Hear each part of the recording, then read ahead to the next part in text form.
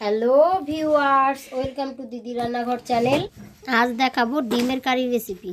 ডিমের কারিটা রান্না করতে যা যা লাগবে এক নজরে একবার দেখে নেওয়া যাক। নিয়েছি 4টা ডিম, 6টা আলু, 4টা মিডিয়াম সাইজের পেঁয়াজ, নিয়েছি রসুন, 4টা গোটা রসুন, একটা ছুলে নিয়েছি, একটা টমেটো, এক টুকরো আদা আর কাঁচা লঙ্কা, গরম মশলা, মিট মশলা, লাল লঙ্কার গুঁড়ো।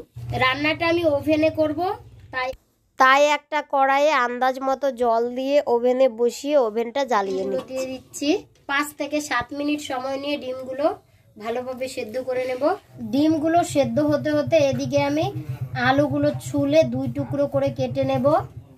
আলুগুলো ছুলে 2 টুকরো করে ধুয়ে নিয়েছি। এটা 3 মিনিট কুক করে নিয়েছি। এবার আলুগুলো দিয়ে আরো 4 মিনিট কুক করে নেব। মানে আলুগুলো ভালোভাবে সেদ্ধ করব না, হাফ বয়েল করে নেব। একটা মিক্সচারে নিয়ে নিচ্ছি 1.5 টেবিল চামচ পরিমাণ গোটা জিরা। পেঁয়াজ রসুনগুলো ভালো করে ছুলে ধুয়ে নিয়েছি। তো এখান থেকে একটা পেঁয়াজ কুচি কুচি করে নিচ্ছি, এটা মশলার সাথে পেস্ট করে নেব। একটা রসুন ছুলে নিয়েছি, সেটাও দিচ্ছি। টুকরো আদা ছুলে নিয়েছি, এটাও ছোট ছোট করে কেটে মিক্সচারে দিয়ে দেব। আন্দাজ মতো দিচ্ছি কাঁচা লঙ্কা, এখানে 15 থেকে 16টা কাঁচা লঙ্কা আছে। কিছুটা পরিমাণ জল দিয়ে মশলাগুলো মিক্সচারে মিহি পেস্ট করে নেব। আপনারা চাইলে শিলপাটায় বেটেও নিতে পারেন। আলুগুলো আমি 3 মিনিট সেদ্ধ করে নিয়েছি, তো এগুলো নামিয়ে নিচ্ছি। ডিমগুলোকে আরো 2 মিনিটের মতন সেদ্ধ করে নেব। মানে টোটাল 8 মিনিট সময় ডিমগুলো সেদ্ধ করে নিতে হবে। জাস্ট 3 মিনিট সেদ্ধ করে নিয়েছি। এবার আলুগুলোকে ভালো করে ধুয়ে নেব। আলুটা সেদ্ধ হয়ে গেলে সাথে সাথেই ধুয়ে নিচ্ছি, কারণ সেদ্ধ আলু জলে রাখলে খেতে একদম ভালো লাগে না। ডিমগুলো ভালোভাবে সেদ্ধ হয়ে গেছে। 8 মিনিট সময় নিয়ে সেদ্ধ করে নিয়েছি। উপরটা ফেটে ফেটে গেছে, তার ভালোভাবে সেদ্ধ হয়ে গেছে। তো আমি এখন নামিয়ে নিচ্ছি।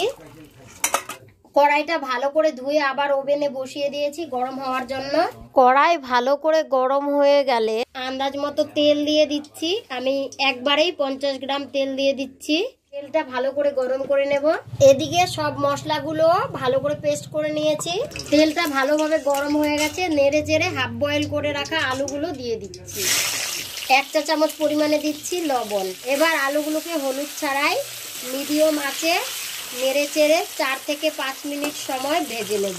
আলুগুলো ভাজা হতে হতে এদিকে ডিমগুলো ছুলে নেব। আলুগুলো এইভাবে নেড়ে চেড়ে একদম লালচে কালার করে ভেজে নিতে হবে।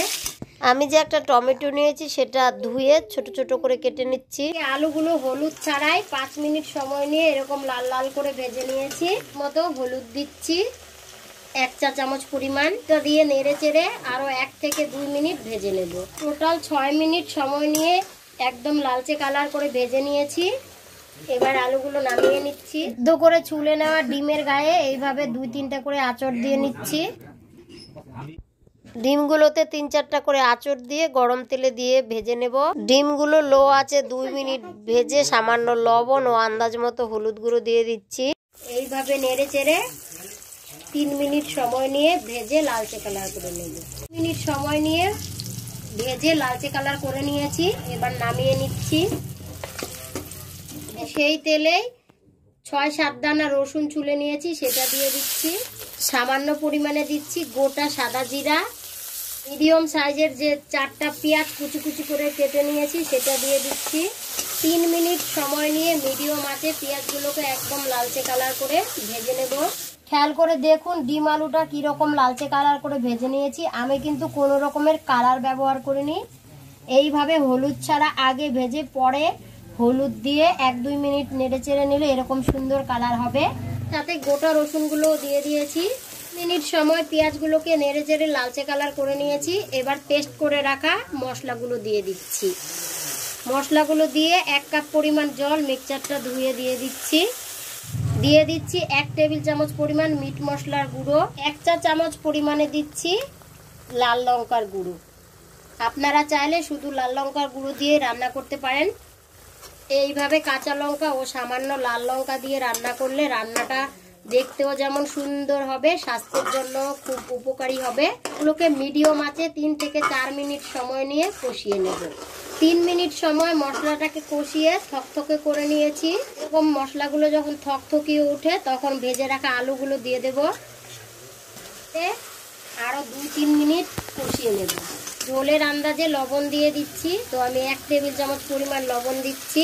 আরও 3 মিনিট নেড়ে চেড়ে কষিয়ে নিয়েছি। কড়াইয়ের সাইড দিয়ে চিপচিপ করে তেল বেরোচ্ছে। এই পর্যায়ে আন্দাজ মতো জল দিয়ে দিচ্ছি। ডিমের কারিটা মিডিয়াম ঝোলেই রান্না হবে, সেই হিসাবে হাই হিটে 4 মিনিট ফুটিয়ে নিয়েছি। এবারে ভেজে রাখা ডিমগুলো দিয়ে দিচ্ছি ও ছোট ছোট করে কেটে রাখা টমেটোটা দিয়ে দিচ্ছি।